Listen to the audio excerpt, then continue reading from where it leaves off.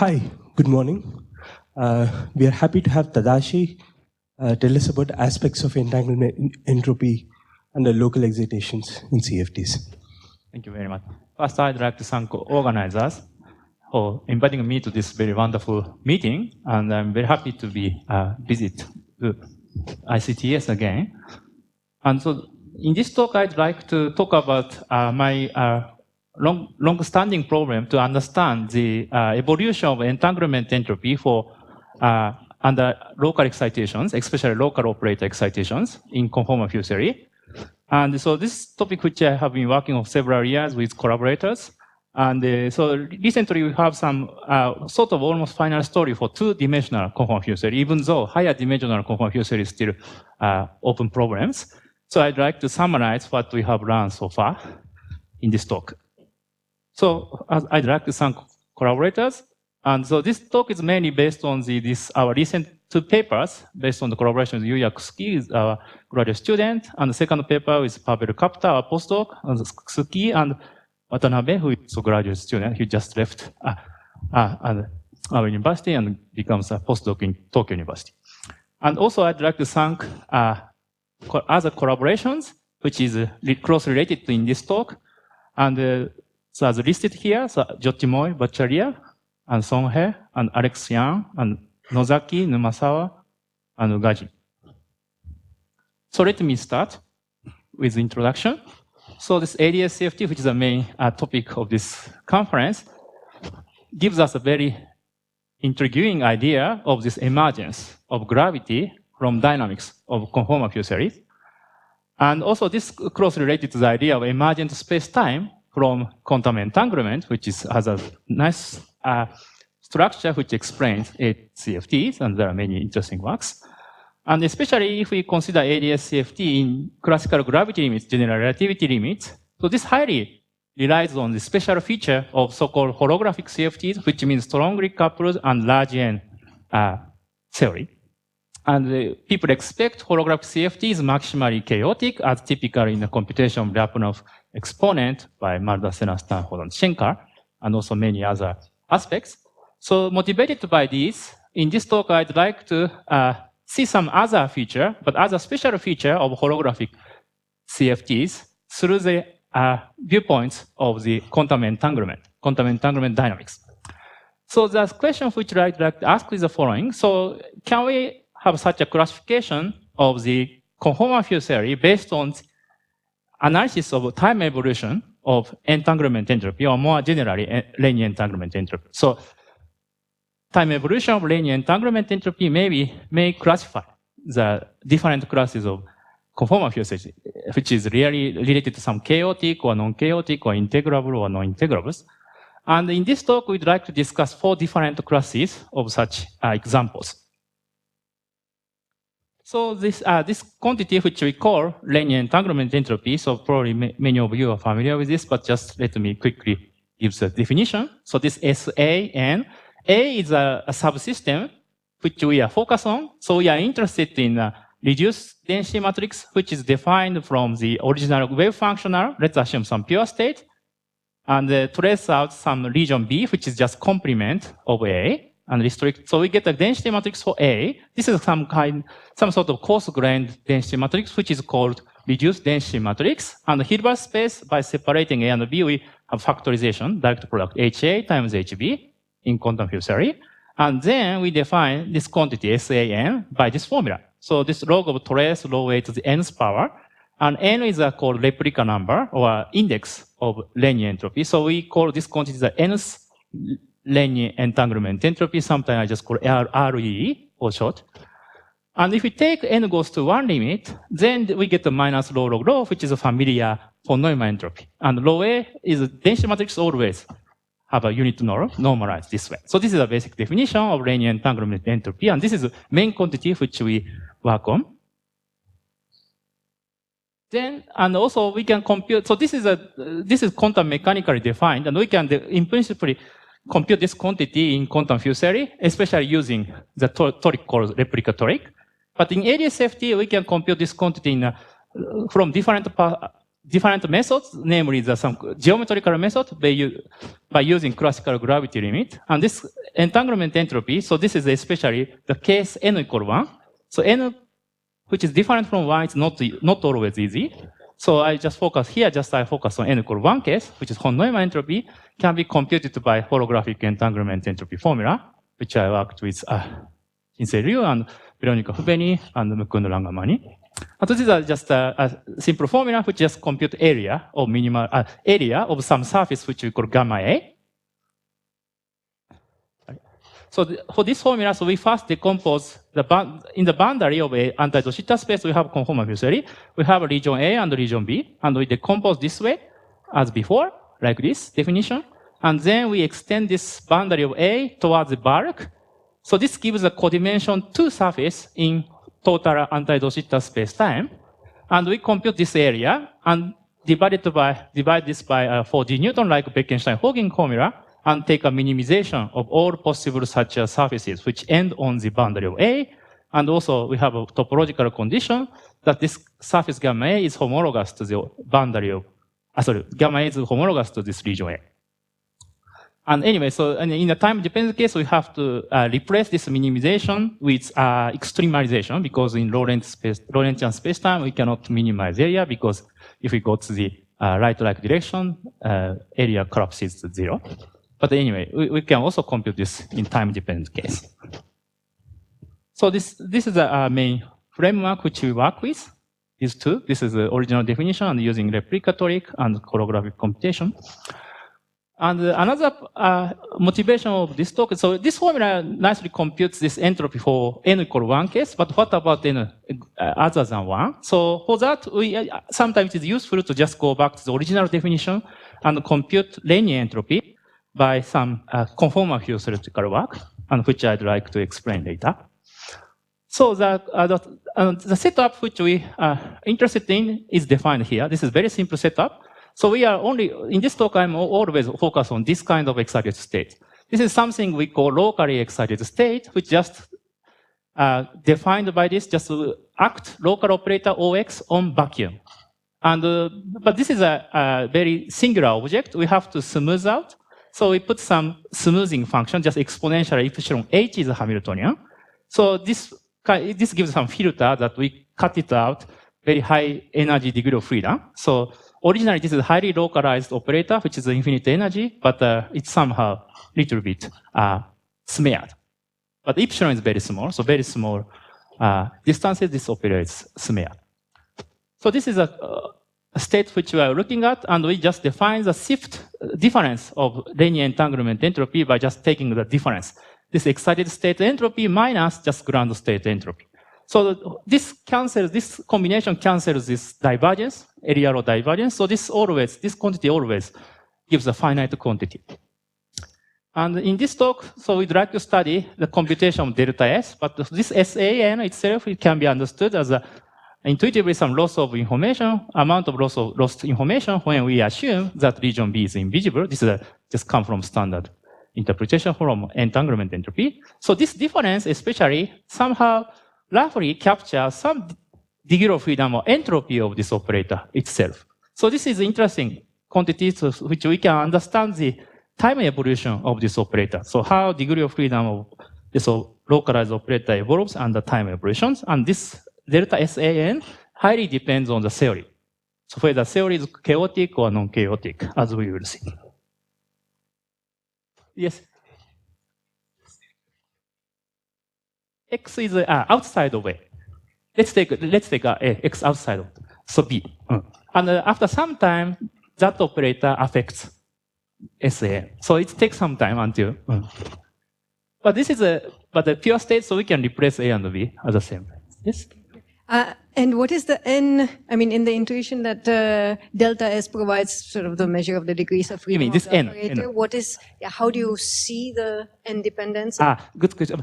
There is some monotonicity also a property known that if we take N, smaller N gives a larger entropy, and roughly speaking, N is a sort of temperature, effective temperature. If we think especially this Hamiltonian as a kind of modular Hamiltonian, this is sort of so it's roughly changing temperature.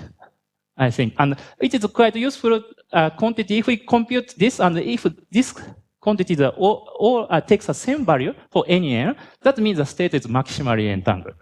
But we can also measure how much it's, different from that. And that is, so if we know all of this quantity for any n, we can understand the complete spectrum of modular Hamiltonian. So we completely understand the physics.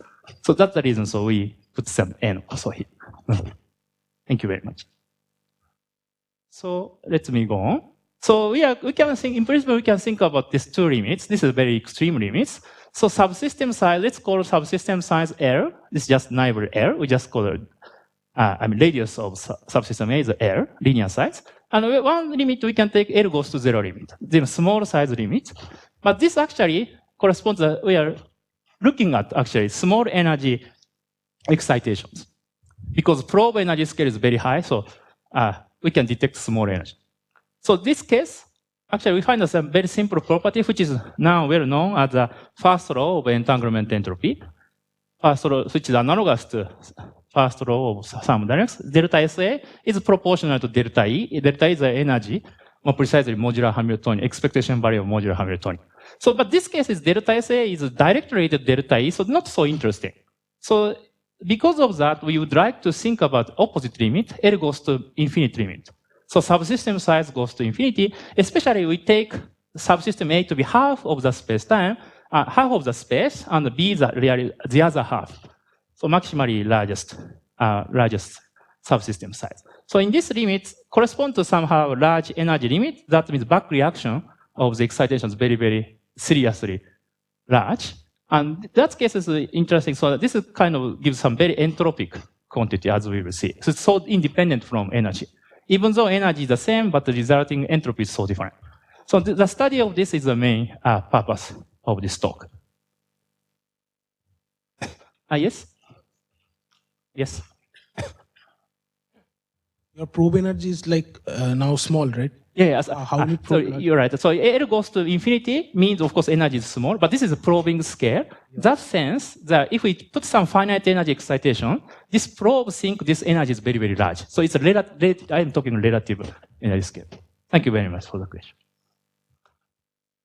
So this is an outline of this my talk. So I first give some general computation, how we can compute this quantity in a replica method. And then go to explicit example, free theory, free scalar CFT, and rational conformal 2D conformal field theory. These two guys are integrable. And so go to large C CFT, holographic CFT, sometimes using ADS CFT, but sometimes not. And finally, we end up some intermediate case of cyclic, some orbifold theory, orbifold CFT. And finally, make some conclusions.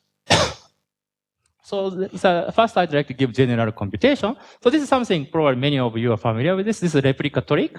So first thing, entanglement entropy is defined this way. So also similarly for Renyi entropy. So anyway, we have to compute trace A of rho A to the nth power. And in a path integral formalism, so ground state of functional is just path integral from minus infinity to some fixed time, which called t equals 0. This is a Euclidean path integral. Gives and the Bura and Ket, we can define the opposite way. So path integral plus infinity to t equals 0. And then, so we can realize this reduced density matrix by pasting along region B, but still region A is open cut. So we can specify this different boundary condition. These are arguments of this matrix, density matrix rho A. And then to compute trace rho A to the nth power, we just prepare this n different such seeds with cut, open cut. And we paste lower cut on the first seed in the upper cut of the second seed, and successively. And in the end, we paste final one with first one. So then we get some closed manifold, closed Riemann surface. And this is n-seated Riemann surface, which we write it sigma n. So this trace rho n to the nth, this is a normalized. Rho A is normalized to be 1. So taking into account that, we get this formula. This is equal to the partition function of this n-seated Riemann surface divided by just the standard plane partition function to the nth power. N equal 1, obviously they cancelled and just gives equal to 1. So this is a standard replica trick. And for excited states, which we are thinking, we just do some small addition. So we want to compute this quantity, and we would like to follow time evolution. So this is a ground state. Sorry, this is a low actually. So we need to take a partial trace of B to define reduced tension matrix. This is some typo. But anyway, so this is ground state and acted local operator and this smoothing out factor, and we get time evolution. And so we can write this way. We can just combine this as a operator with some time shift. And epsilon is a regularization again, and we need some analytical continuation of epsilon to the IT. So this is a standard trick to compute time evolution. And this is somehow nicely agreed with this retarded green function prescription. And so we can think, in principle, we can just do the same computation in a higher dimension, d+1 dimensional conformal theory on Rd+1. So then tau is a Euclidean time, and x1 to xd is a space direction. And we combine x1 and tau to define some polar coordinate. And so idea is we just to choose subsystem A to be the half of the space, subsystem B the opposite half. So this case we can just form a formula. We can focus on this t tau and x1 and forget about x2 and others. So this is a replica trick. So we have n seeds, and so this is a way to represent delta SAN. So each seed we excite state. We define some Bragg state and Kettle state. So we have two operator insertion each seed, but there are n seeds. So there are 2n insertion of operators, and we normalize by subtracting vacuum contribution. And that way, so we can essentially SAN is reduced to 2n point function in this seed sigma n. And there are another way to compute this. This is the method using twist operator. This is equivalent. So we can rewrite this as just single seed with some n copy of the CFTs. So we have n multiple, so if we central charge C for each seed, then this is a central charge for NC. And we combine this all operator NC to be O to the n here. And we can regard this end point of cut as a twist operator, and we can prepare the other side. We take this distance between sigma and sigma bar to be infinitely large later, but here we can just start with some finite separation. And then in this formalism, we can write delta SAN in this form. So you can easily see these two guys agreed with each other in explicit examples. So we can use both approach. First we use first one, and later we use second one, but they are equivalent. So let me try first. First thing we can do is, of course, is free theory, which we know green function exactly. So let's take a free theory, free massless scalar theory in d+1 dimension. So in this case, we can go higher dimension, but later we restrict two-dimensional CFT. But this is any dimension on the massless scalar field theory. And so, but we can do this in general, but we just write results for d equals 3. But anyway, so we can compute this green function of two-point function on this twisted manifold. So we are talking about this kind of twist boundary condition. If we go along the first seed, the second seed. But nevertheless, we can solve, this is a Gaussian theory, we can have an analytical formula for a green function. So A is defined by this. R theta is this S5 is a polar coordinate, tau and x1 direction, and transverse direction is the specters. So anyway, so details are not important. So what's the choice of local operator, which we excite the system? We choose simply just phi to the case power. Obviously, this is not a good choice for two-dimensional CFT, which I will come back later, but for higher dimensional CFT, this is a good choice.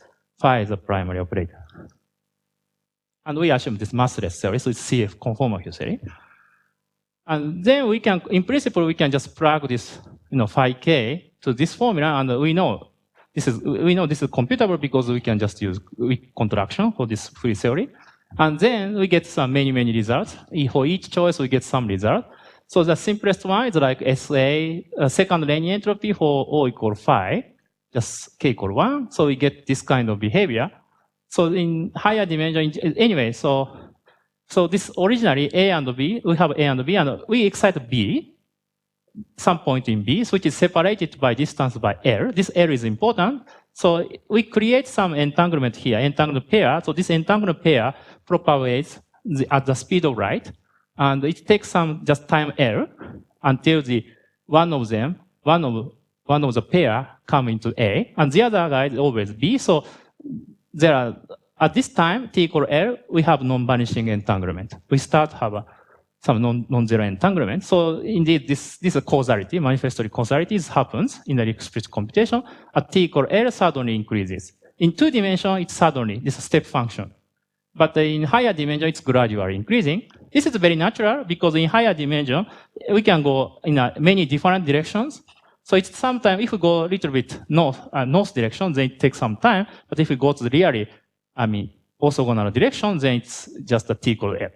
That way, so we have some time delay. But in 2 dimensions, there are no extra dimension, this direction.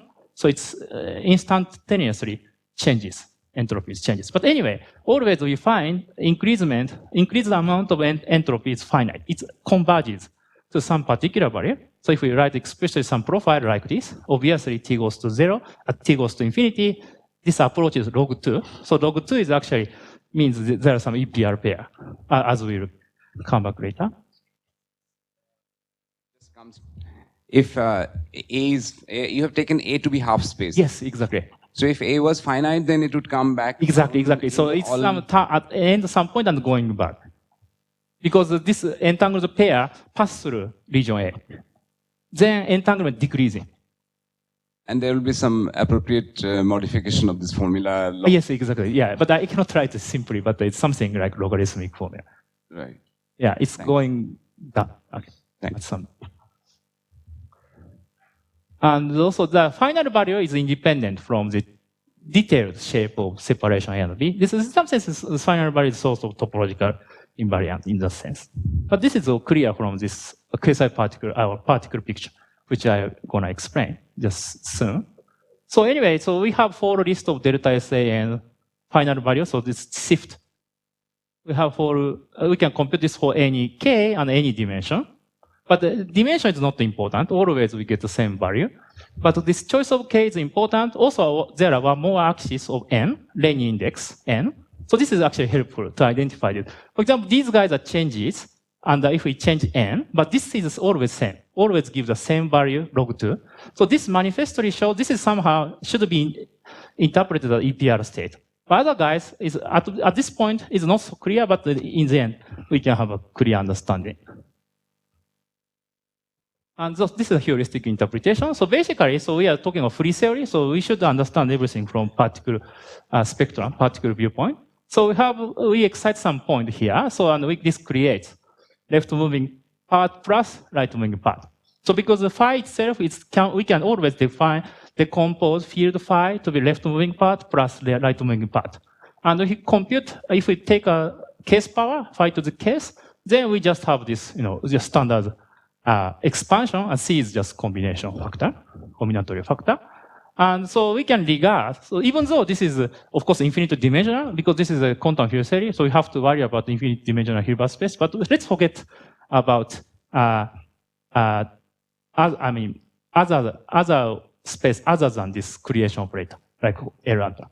Because we subtract vacuum contribution, which is divergence, so basically they are gone in this such a theory without any interactions. So we can sum over this, and we can normalize this in a also normal basis, then we get this kind of indeed entangled state with just finite number. And obviously, if we take just k equal 1, it's just left moving plus right moving. So there are 2 states are mixed with each other, and that means this is exactly better, EPR state or better state. And we can generalize this analysis in more general like this way, and we can easily predict this entanglement growth by just computing entanglement entropy for this finite dimensional system, and this precisely agree with this formula. So this is a very clear example.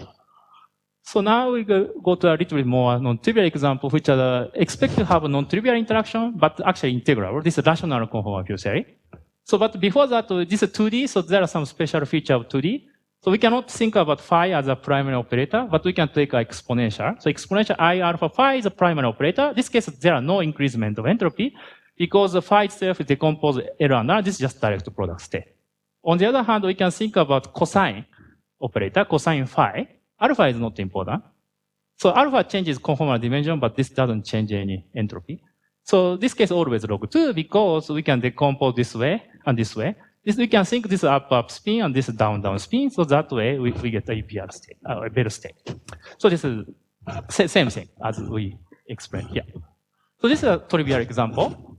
Now I'd like to go to a more non-trivial example that says a more general rational cohomology theory, including Ising model and so on. So this is let's first compute the second Renyi entropy. So this is represented by this 4-point function as we explained. So this is everything written in terms of cross ratio.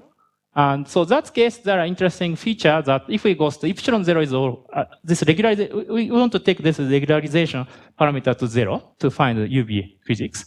In this limit, actually this cross ratio goes to 0, 0, trivial value 0, 0 for early time region. This is the T core is a really critical point which affected by causality issue.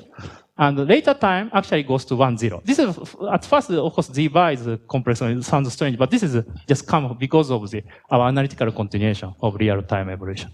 So this 1, 0 is something interesting, and this relation between this is something called fusion, chiral fusion transformation. And anyway, so this is trivial, and indeed delta is also trivial. So what about the second case? The second case, we can use just standard familiar conformal block expansion of 4-point function. And so in the end, if we take 1, 0 limit, we extract some quantity called fusion matrix. But there are some several interesting relations known for fusion matrix, especially this is related to so-called S matrix, so modular S matrix, or in the end, this is turned out to be the inverse of quantity called quantum dimension. So finally, in the end, we get delta SA2, second Renyi entropy is same as log of quantum dimension. And we can generalize this argument for more higher Renyi entropy case. Then always results same, actually. We get same results. And if we take an explicit example of Ising CFT, there are some three primary operators, identity and energy operator and spin operator. And this is just very simple, just actually goes to 0. But spin operator, if we take our OP, sigma sigma goes to identity plus energy, so it's become non-trivial. And so quantum dimension known to be square root 2, and we get the log square root. So this is something funny. Right? This is because this is not log 2, and it's half of log 2. So this means really theory is very quantum. And these results actually, so we can trace the reason why we get this kind of value. So this means a state in rational conformal field theory written in terms of the expansion of each conformal family, conformal block. I is this conformal block I epsilon sigma, and the sum. And that way, so this non-trivial structure gives that even just single primary operator is not just a single direct product state, and they pick up some finite entropy. And this is the reason we get. But here, anyway, value is non-trivial, but time evolution is exactly same as this kind of time evolution. So it's just finite shift. So now, this is up to now we discussed some integrable examples. So we want to go to opposite case, which is a holographic example. So first thing, we can just think about holographic computation, holographic entanglement entropy. Though, I mean, Renyi entropy reserve is not known, but let's focus on n equal 1. So we can employ the computation of holographic entanglement entropy for delta SA1. In this case, local excitation can be regarded as just a massive particle inside anti-de Sitter space. So the sum operator, this is a massive particle with mass is m, and m is the same, essentially identified with conformal dimension delta, assuming m is larger than 1.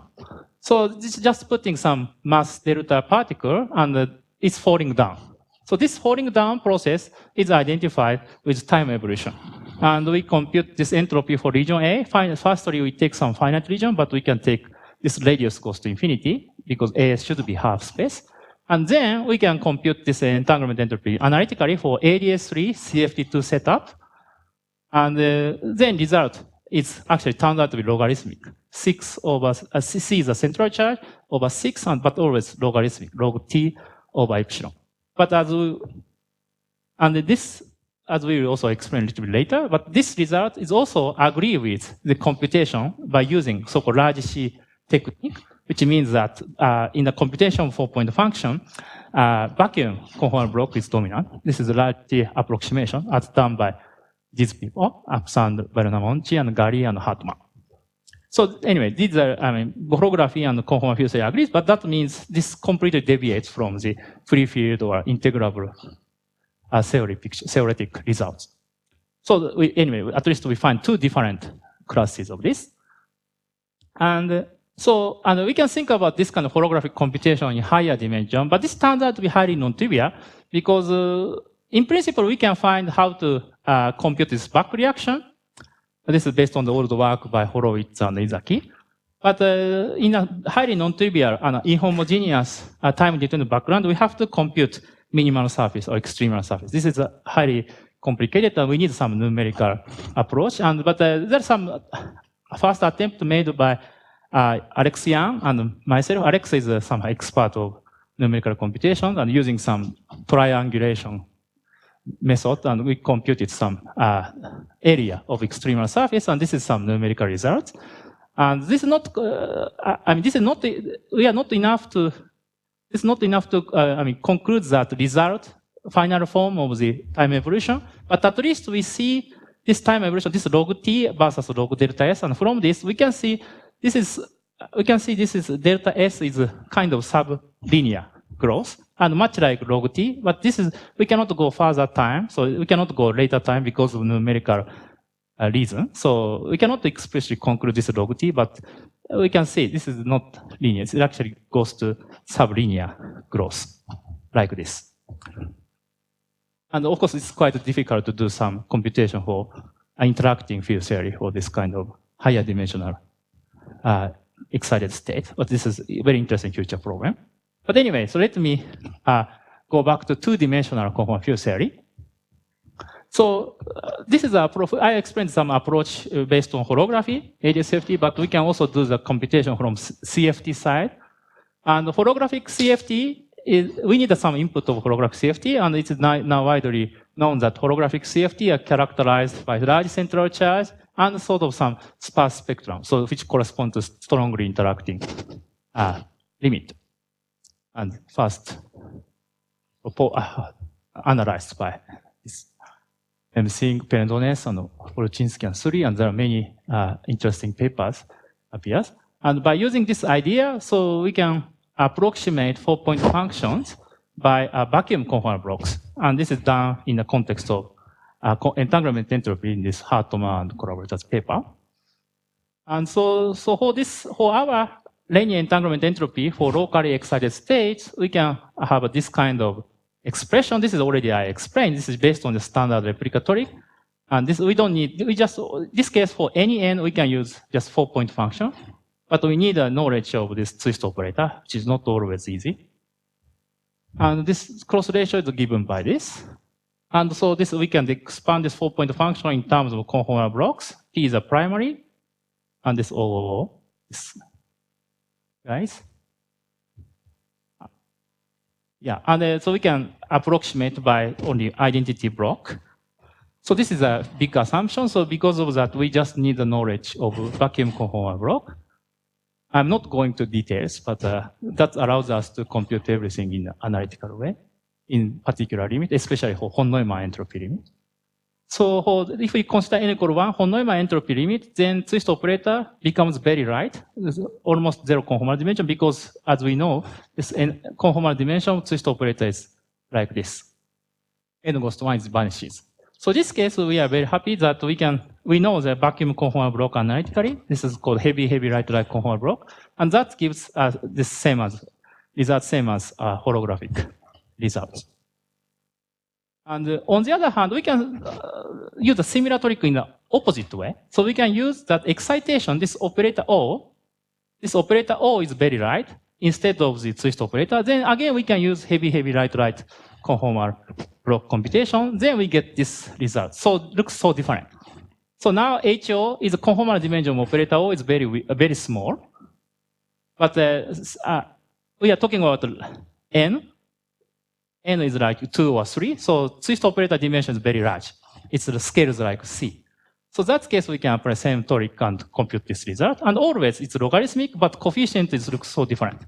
So then we wondering that what's the connection between these two? And to see this, we need to interpolate whole region or parameter region, namely dimension of twist operator, and that means n, and also dimension of excitation operator, O, HO.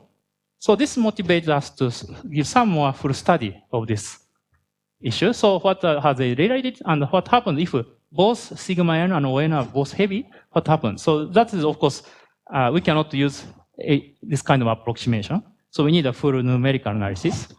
And so this is also motivated by recent progress of the computation of conformal blocks, especially the using of the Zamochkov's recursion relation. And so this is my work with Kusuki, and this is highly motivated by work by Chen, Son, and Kaplan and Lee last year, where they use Zamochkov recursion relation to compute a correlation function which probes some black hole in ADS space-time. And we use the same technical, same recursion relation, but applied to different problem. So this, I don't get into details, but in this Zamochkov's approach, so we can write this is a conformal block with A, OA, OB, OB, this 4-point function, written in this way. This is some kind of theta function, analytical term, and times some non-trivial polynomial, as non-trivial power series of Q. Q is defined in terms of cross ratio K in this way. This is the elliptic function. Q is a sort of coincide with the standard modular parameter if we think about particularly a torus case, which means conformal dimension is 32 over C. That's the sort of generalization moduli of torus. And anyway, directly related to Z. And this is, we have some power series. So at Q equals 0, this is always 1, but we have power series. And this is an analytical form which we know very well. And the next question, what about Cn? This is something missing here. So we have to compute this by using recursion relation. And this is highly numerical. And for our purpose, we want to know the behavior of a conformal block in a later time limit of time evolution, which means Q. This parameter Q goes to I.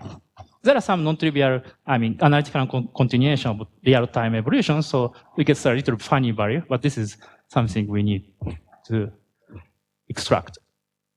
This Q goes to I. And so for that, first thing we did is to understand the behavior of Cm, because we want a CM, value of Cm for large M asymptotic behavior. So we started this very numerically, and up to M to 1,000.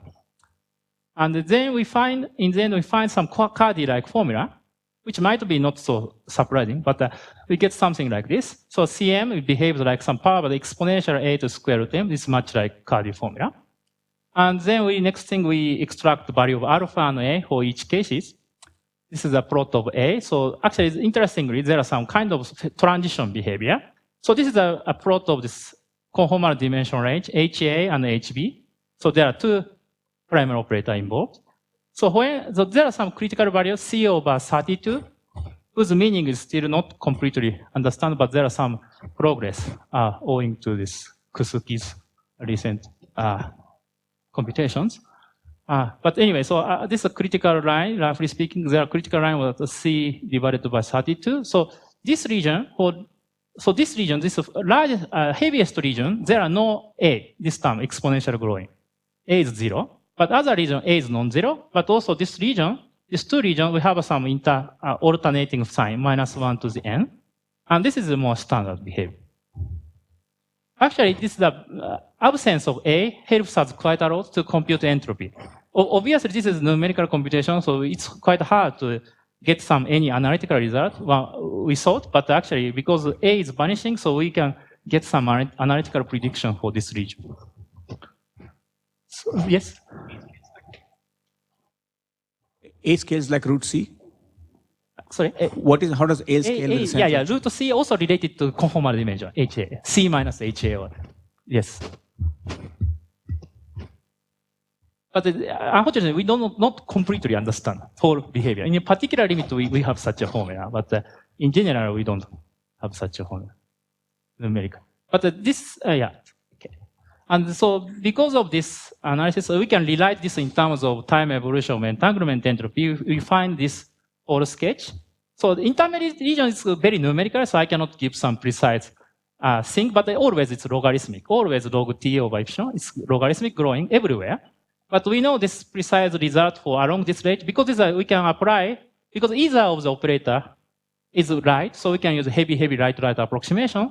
So for example, n equal 1, von-Neumann entropy gives this result as already explained. Also right operator for Renyi entropy, we get this formula as we explained, but we can get some analytical prediction in this heavy range. So it's given by C divided by n-1. And interestingly, this interpret these two. So these two guys are so different. One involves C and one involves H, but also one inverse n-1. But this interpreting this heavy region have a both feature. So that way, anyway, so we can. This is highly numerical, but in the end we get so this whole picture of this rate of time growth of logarithmic entanglement. So logarithmic growth seems to be the quite universal for holographic CFTs. Yes. C by 24.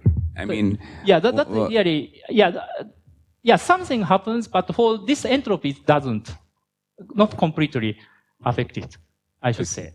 So, for example, if we think about the heavy right conformal block, it involves 1 minus 24h over c. So the square root, inside square root becomes imaginary. Right. This kind of thing happens, but that effect does not affect, this kind of scenario.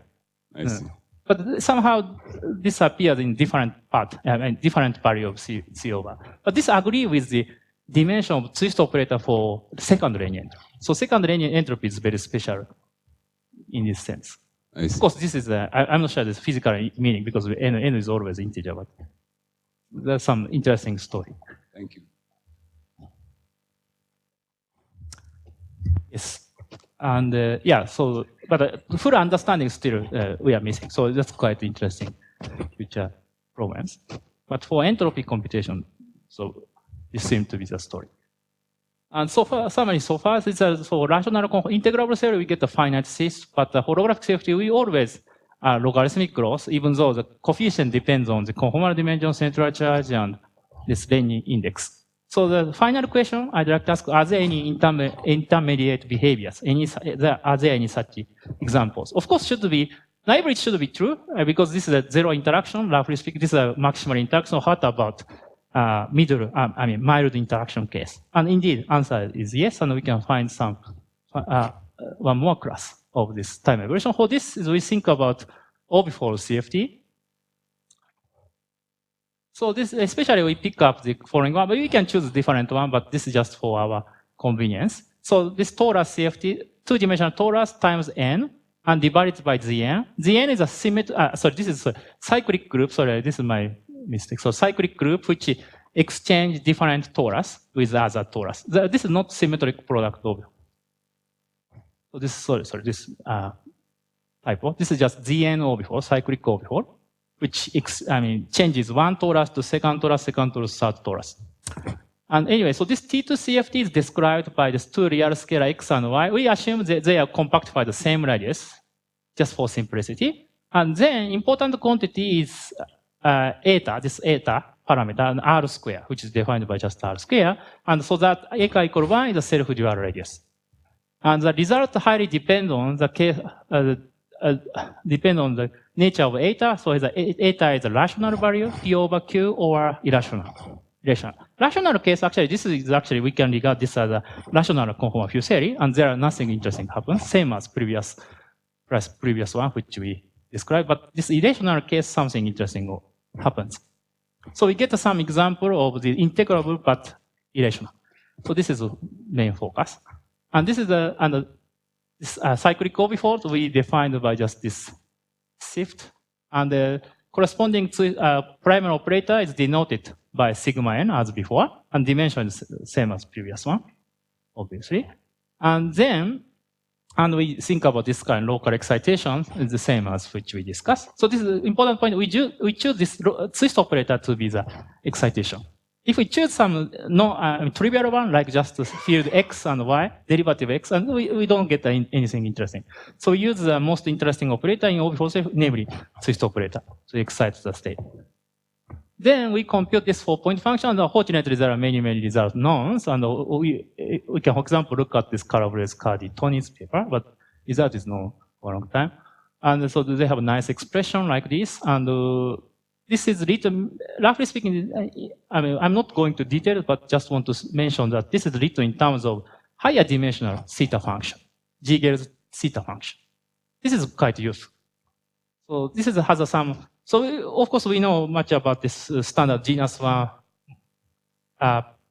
theta function, but this genus 2 and higher has some interesting feature actually, which is closely related to the fact that we have two different cases with rational value and irrational changes. So this, so our result highly depends on the G-Gale's theta function. So we do some numerical computation. But anyway, so we know 4-point function, so we can compute excited states as like before, second linear entropy. We can at least compute second linear entropy. And so rational case, so this is, as I already said, that this is same as a rational conformal field theory. So, and we can compute this, this value f here, explicitly 1-0 limit we can take, and then we can conclude growth of entanglement entropy, linear entropy is given by this formula. And this is this 2PQ actually same as, essentially agree with this quantum dimension. We can compute from S matrix. So this is not, there are nothing interesting happen here. But next thing is non-trivial. That this is some, for that so this is still, for example, but before we go on, so this is still rational value 10/11, but something interesting already happened this time, because this is very close to 1. So if this is a time evolution, so this is a value of some conformal block, but roughly think this is time evolution. So delta is large to 0. 0 is a t goes to infinity because of this identification. So there are some 1 plateau here, which is correspond to eta equal 1 plateau. But in the end goes to correct plateau, which is precisely given by this value. That way, there are many humps because of there are many plateaus corresponding to each value of rational values. So something similar happens for irrational case. So let's take an irrational case, but for example, eta equal square root 2. But anyway, so this case we find fn 10 is, we can obviously say this is 0. So in principle, this goes to infinity. So we want to understand this, how this evolves under time evolution. So what is a functional form of about t? Because this goes to infinity. Previously, we get just finite value, right? So that gives finite entropy shift. But the irrational case, we get the infinite entropy. So as we sweep delta, the time we pick up some infinitely many plateau contributions, as we can see, so we could already see there are many humps, many oscillations. So these come from, roughly speaking, come from this approximation by some rational values. For example, square roots have some continuous fractional representations. We can pick up infinitely many closely related rational values. So this kind of thing happens. But anyway, so in the end we find this F2 is bounded by this way, so it's divided by delta is a log t, time evolution, bounded by this way. So this is finite value. So even though there are many oscillations, but center value, we can look at this center value, and then we find this time evolution of delta S2 is actually double log function. Not only logarithm, but we will get one more log. So this is a very peculiar to this OB4 theory. So this is indeed intermediate behavior between rational integrable case, which rational case, which means just constant shift, but also holographic case, we get the logarithmic shift. Yeah. So, okay, so these are this is my final class of this example, which I want to discuss, and let me summarize conclusions. So we have seen 4 different classes. So this one is actually 2. So 4 different classes, namely the free theory, free CFT, and rational conformal field theory in 2D. This is a 2 class. Let's count this as 2 class. And both of them are the integrable, and we get just finite shift, finite growth of entanglement entropy, and namely given by log of quantum dimension. And we can, for free theory, we can understand this as a EPR pairs, some generalization, finite dimensional Hilbert space. And then we go to holographic CFT. This is a third class, which is always logarithmic. And we give some explicit evaluation of this coefficient in various cases, Renyi entropy and von-Neumann entropy and so on. And finally, so as a final class, fourth type, we discuss some irrational but integrable 2D CFT, which is, this is again missing, sorry, cyclic orbifold CFT, and which is like log T growth. So this is really situated in the middle. And also, of course, we should mention about the result for higher dimensional theory, but for this, we get the same result for free theory, like this, just constant shift. But once we take into account interactions, computation is very, very hard. And there are no analog of holographic large C kind of analysis so far, but maybe hopefully that is developed by using some maybe idea of bootstrap and so on. But we also attempted to some numerical computation based on ADS CFT, especially ADS4 CFT3, and we get at least sublinear behavior. Maybe this is logarithmic, but maybe logarithmic square. That's very difficult to distinguish. So these are my conclusions, and finally, just want to mention some obvious conjecture. So we expect some holographic CFT is maximally chaotic. And our analysis covers late time region rather than early time where, for example, Lyapunov exponent computation. That sense is highly non-trivial, so this is not far from the obvious, and there are no proof. But maybe our results suggest that maybe maximum growth of entanglement entropy at late time and the local excitation for CFTs maybe is logarithmic with the coefficient given by which we give for holographic CFTs. So as a result for free theory and rational theory and irrational theory satisfy this behavior. And we hope to come back to this later. Thank you very much. I think I'll stop here.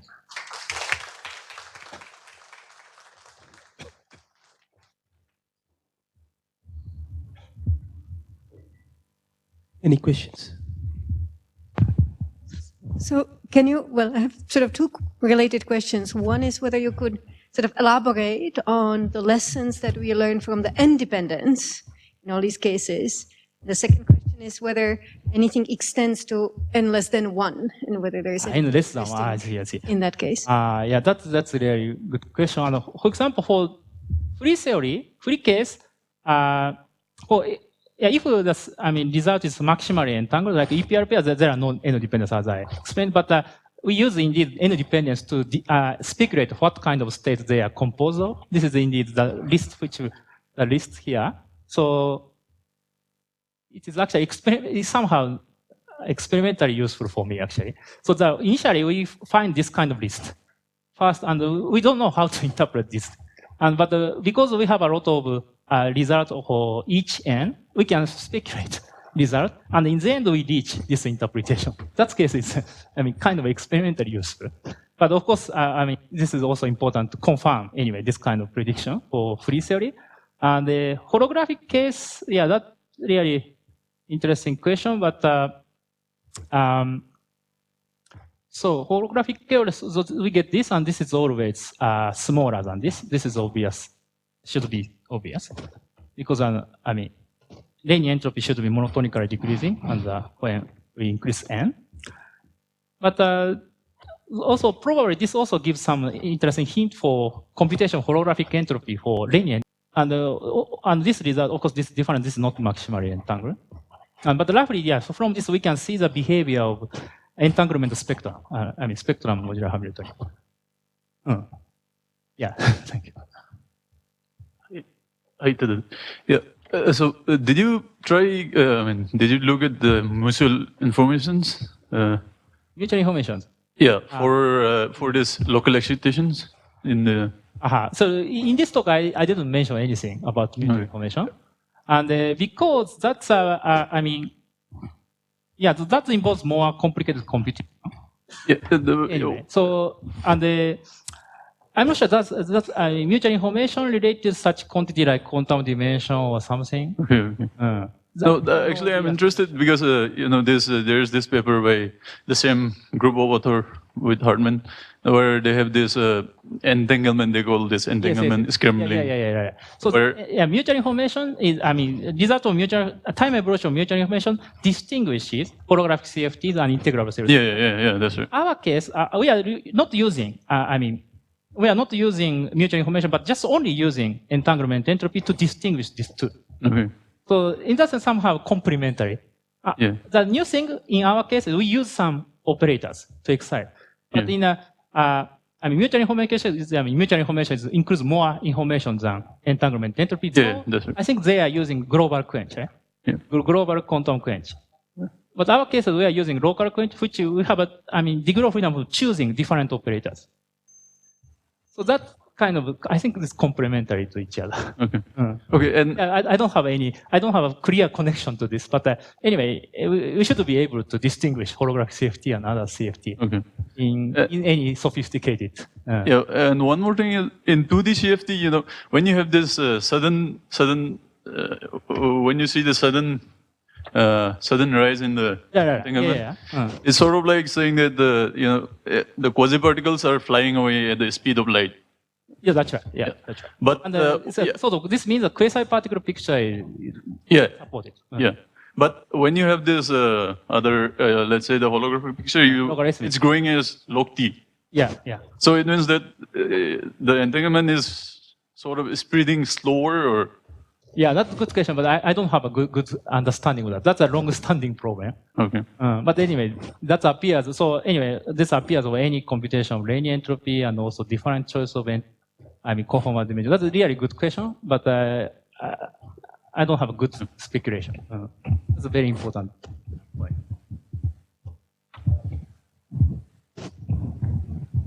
When you take the large C limits, you always take the C going to infinity limit first, and then the T going to T large limit, or is there any possibility of subtlety about which limit you take first? It is true. We are taking C first, so because we are approximate everything. But we can confirm the same computation from holographic way. So probably I don't. So there must be some transition. There must be some transition at some point, because let's say. I agree. So if we really go to really later time limit, for example, in holographic side we approximate excitation by point particle. Right. That might be broken down. And similarly, maybe this conformal block approximation, maybe we neglecting also higher primary, or we only focus on vacuum conformal block contribution. Right. And maybe that affects. But that's a kind of beyond of our approach. But as far as we see conformal block itself, even though we take into account 1/C correction, this doesn't change our results. I see. Also, there are some work by Kaplan and collaborators. They study some numerical conformal blocks by using recursion relation. And thinking of that, we don't have any other correction. But we should also take into account higher primaries, conformal block from that might change if we go to really later time, but that's really, we don't know how to compute this precisely. Okay. So thank you. In the initial part of this talk, we were hitting the system with operators like phi to the k. Then we are measuring del S. Sorry, this phi to the k, this one? Yeah. So could we expect that del S is monotonically increasing function of k? Monotonically increasing function k. I think so. I guess. So this is anyway result, right? So, So, but it's not. So, but this is like more than 2 anyway. Yeah, I think monotonically. That should be because we have a lot of excitation. Even in the middle, when you had CFTs, as the dimension of the operator with which you hit is increasing, we saw that del S is increasing. So you're right. That also k appears a conformal dimension. It's delta equal k, and they are also monotonically increasing. But I don't know the connection. For example, if we look at especially 2D, right? 2D case, we have this operator, right? This conformal dimension is obviously alpha square, right? But the result doesn't change. More the structure of the operator is very, very important. Right? So a connection between conformal dimension and entropy, I don't see any definite collection. Thank you. Obviously, that has a definite relation for small size of subsystem. This is the first law of entanglement entropy, but we are taking opposite limit. So as far as I see, no connection.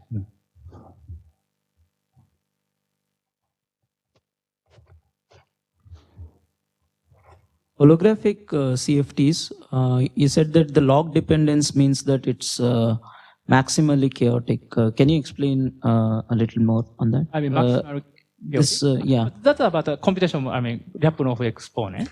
But is that like, is it somewhat related to? Somehow related, but that is actually appears in the computation of this entropy. Also, we use the 4-point function. There are some similar feature, but that appears early time region. So, but we are focusing on late time region. So, I think don't have an overlap. So this, I mean, final condition is something different. So no idea to show it.